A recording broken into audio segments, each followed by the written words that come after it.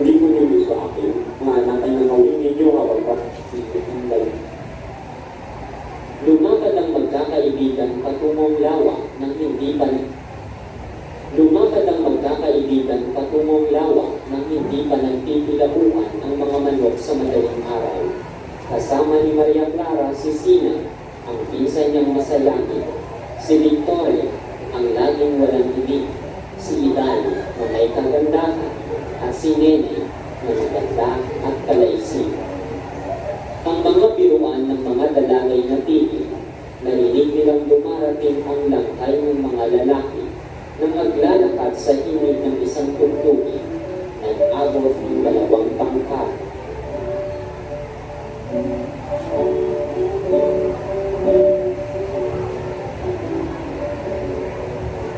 Dalawang malalaking bangkang magkatali ang nila sa lawa.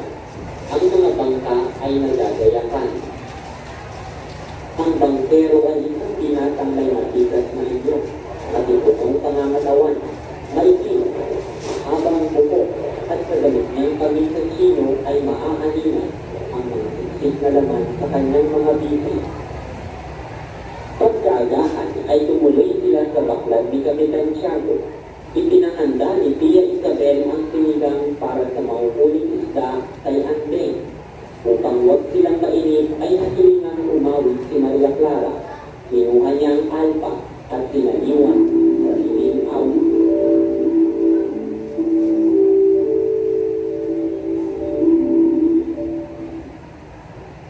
Sinabi ni Andeng na ang sabaw ay luto na at kailangan na lamang ng isdang isasakot. Mabilis na umakyat sa ibabaw ng baklat ang magbibinatang anak ng isang mangingisda. Sabik na sabik ang lahat sapagkat inaasahan nila maraming huli dahil sa 5 araw nang hindi napapandaw ang baklat na yaon. Ngunit buwaya pala ang nahuli ng baklat. Noon nila nakitang tumayo ang nagsasagwa ng bangka. Kumuha ng isang mahabang lupa, umakyat sa babahay ng baklat at tumalon sa tubig. Lahat ay nangamba at walang ibuang nakamasid sa tila paglalaban ng 2 lakas sa ilalim ng tubig. Si Ibarre kumuha ng punyal at humanda upang tumulong. Lumitaw sa tubig ang ulo ni Ibarre at ng pilotong hila-hila ang buhaya na lastas sa mutyan at makatarap ang punyal sa lalamunan. Ililigtas niyo ang aking buhay. Magpusok kayong lubha at sa muli huwag ninyong bibiruin ang tadhana. Naging masiglas silang muli. Ang magkakasama ay lumugsad sa baybayin ng gubat na pag-aari ni Ibarra at inihanda ang kanilang mga pagkain sa lilim ng isang malaking puno na nasa tabi ng isang malinaw na batisa. Maagang nagdita si Padre Calvi ng araw na iyon.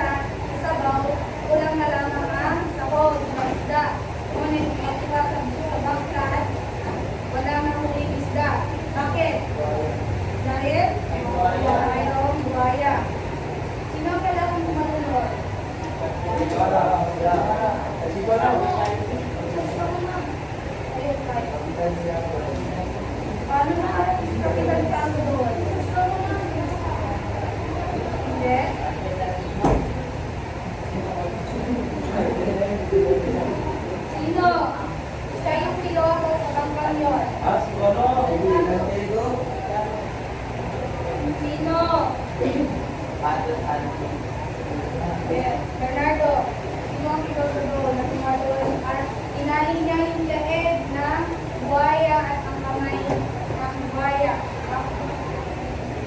Opo, pero siya ay si Elias. Siya yung piloto ng bakang yun. Yan, no? Ano ba nangyari? Nung naitali na ni Elias yung leeg at yung kamay ng buhaya, napagkatali niya, akala nila okay na, pero malikot ang buhaya kasi hindi na tumatakas. Hindi na tumatakas. Kaya, tumalon doon si Elias. Kailalim siya sa ilog at sumunod si Ibarra na nagaang bunyal. Ilog. Diba? Pero, pagkakali niya doon, bigla na lamang lumitaw ang ilog sa ilog. Tubig. Nangamba yung mga kababaihan kasi hindi ka lang Panginoon yun. Kung sa tao ba o sa buhaya. Pero, nung na inako na nila ang kanilang ulo, na makita doon na hawak-hawak ni Elias at ni Ibarra ang ulo ng buhaya na may nakaharap ng bunyan. At yung yan ng buhaya ay may hiwa. Napatay nila ang buhaya. Ganyan, no?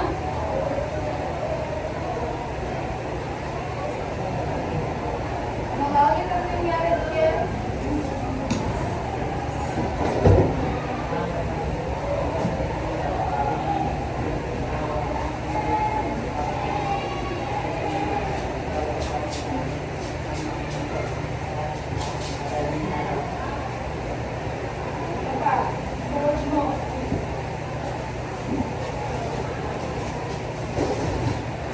Nagkaroon sila ng kaibigan. Pagpunta na sila sa kanilang destinasyon, gamit ang bangka. Sa kanilang pagkarating nila doon, ang istasya, masiguro sila na ang pagkain nila. Ngunit wala sila sa unang bagay. Pero pagkatapos ng pagkakatay nila ng buhaya, ay pumunta sila sa kanilang bagay. Doon ay nahuli na sila. Hinahanap nila yung asawa ng buhaya pero wala sila. Pagkatapos mo ay nagpagdini pa rin ang kanilang magyahan. Ibigyan nyo? Ako, hindi ko makinig sa hindi yung sa mga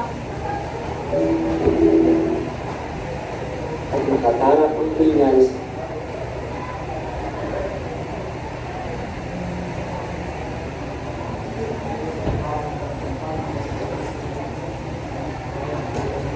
at ng pilotong hila-hila ang buwang naging mas napag-aaring puno na nasa tabi ng